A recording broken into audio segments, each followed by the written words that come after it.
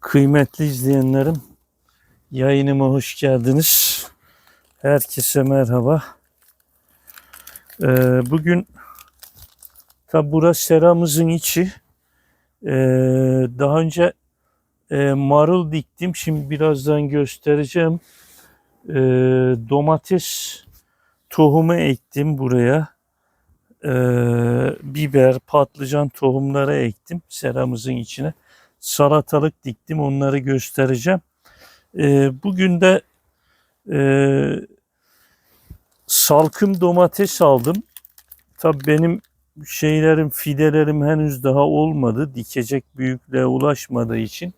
Şöyle salkım diye aldım, inşallah doğru çıkar. Hep yanlış çıkıyor ama bunu şu bölgeye dikeceğim. 15 tane var burada. Şimdi yerini bir hazırlayalım. Daha önce buralara hayvan gübresi koymuştum ben. Tekrardan koymayacağım. Bunların şimdi yerini hazırlayıp buraya dikmeyi düşünüyorum. Şöyle belimiz var. Bununla yerini belleyelim. Zemin beton burası. Daha önce ben hayvancılık yapmıştım. Ahırımızın üstü. Bahçemizde çok güneş alan yeri yok. İlk defa bakalım. Böyle burayı domates dikeceğiz. Tabii marullarım çok güzel oldu. Birazdan göstereceğim size. Şöyle bir öncelikle yerini belleyelim.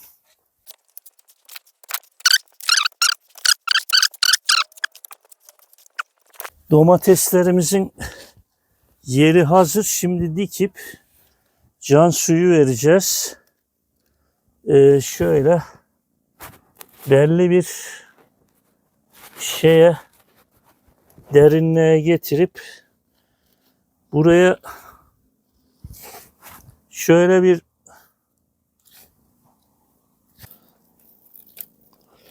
yarım metre arayla bunları dikerim tahmini. Tabii bu domatesten ben ilk defa dikiyorum. Yani aradaki mesafe ne kadar olacak bilemiyorum. Evet, bir de şöyle yapalım.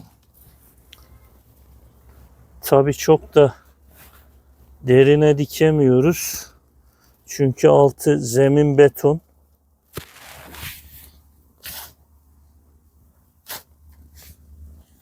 Evet, şöyle. Bunlara şimdi bir de can suyu vereceğiz.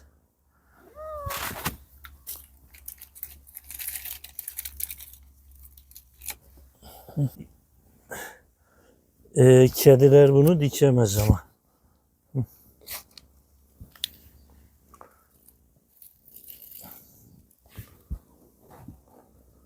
Bu ara tabii bu 15 tane domatesi ayağımın altında gezersem valla bir yerini tepelerim.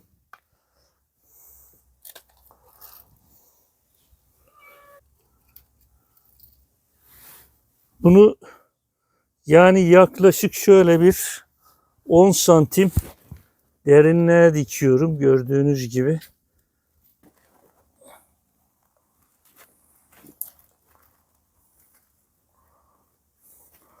Bunları seranın demirlerine çıkaracağım iple. Yani bunlar ipe çıkan domateslermiş. Sırık domates deniyor. Tabii doğru verdilerse öyle bir planımız var.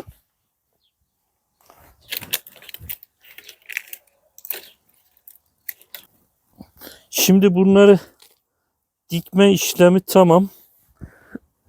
Can suyu vereceğiz bunlara.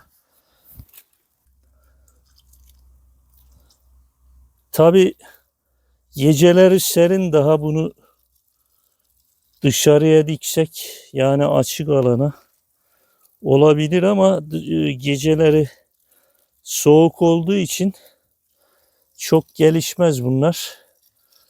Hem de dedik seramız yeni, bir deneyelim nasıl olacak. Biber de dikeceğim. Tabii salatalık diktim. Şimdi göstereceğim onları size. Marullarımız var. Bunlara çok az ben yapay gübre kullanıyorum. Genelde tavuk gübresi, yanmış yanmamış ne varsa elimizde. Yine küçükbaş hayvan gübresi var zaten toprağın içinde. Gerekirse tekrar elimizde çok küçükbaş hayvan gübresi.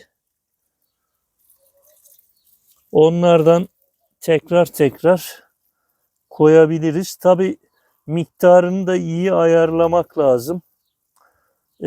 Bitkilerimize gerek yapay gübre gerekse hayvan gübresi zarar verebilir. Evet, can suyunu da verdik. Kıymetli izleyenlerim. Burada 15 tane almıştım. Bir tanesi kırıldı. Yani 15-14 tane domatesimiz var. Tabi olursa biz 2 kişiyiz şu anda evde.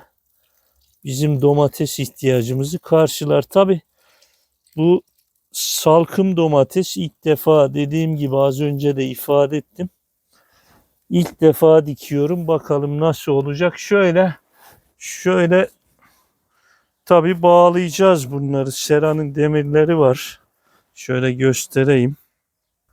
Kıymetli izleyenlerim, şöyle üstte seramızın demirleri var.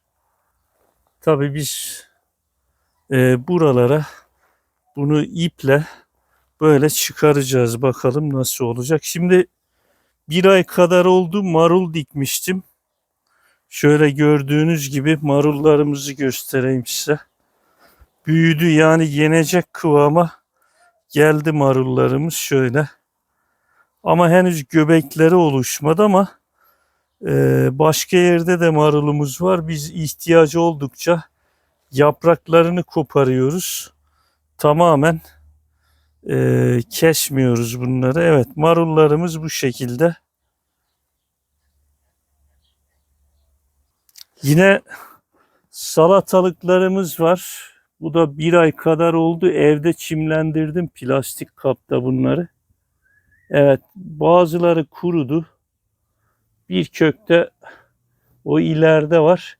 Şunları da tekrardan diktim. Bakınız, şunlar da salatalık. Şöyle. Evet. Bunlar da salatalıklarımız. Evet, burada tatlı biberlerimiz var. Tabii otlanmış. Bunların otlarını ayıklayacağız. Şurada acı biberlerimiz var.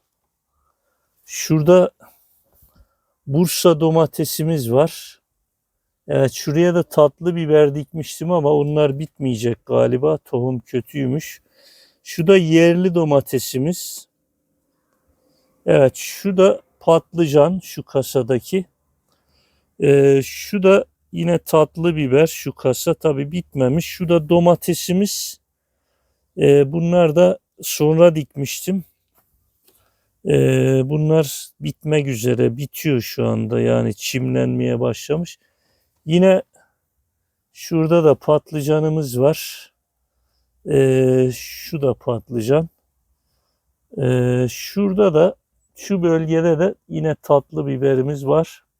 Evet, seramızın içindeki ürünler bunlar.